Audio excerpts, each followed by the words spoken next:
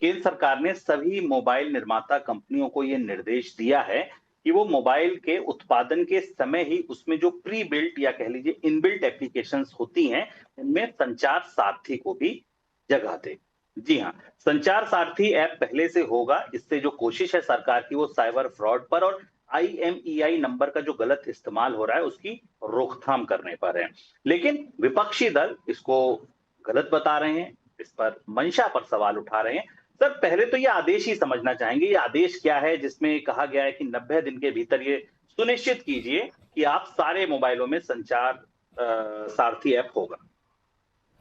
दो ताजे अपडेट, क्योंकि इस पर कल से काफी आउटरीच था। तो सरकार की तरफ से यह कहा गया कि पहली चीज ये पहले हम वो अपडेट ले लें, फिर हम इसे समझते हैं कि ऐसा क्यों हुआ। सरकार की तरफ से कहा गया कि ये मोबाइल में डाला जाएगा, इसे डिलीट करने की सुविधा रहेगी।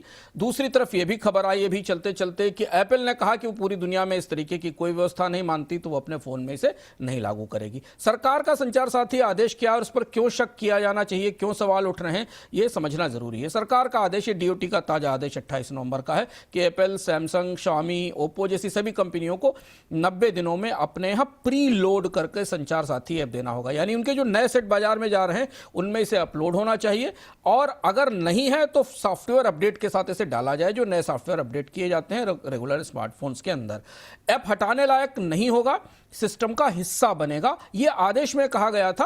पर बाद में सरकार की तरफ से यह कहा गया कि नहीं, इसे हटाने की सुविधा दी जाएगी। हालांकि इस संदर्भ में आधिकारिक रूप से डीओटी की तरफ से आदेश जारी नहीं दिया गया है। सरकार का कहना यह है कि फोन की आईएमईआई नंबर सही है, चेक करना, चोरी वाले फोन को ब्लॉक करना, नकली डिवाइस बंद करना, तमाम तरीके के जराये में फोन का इस्तेमाल होता है, उसे रोकने के लिए किया गया है।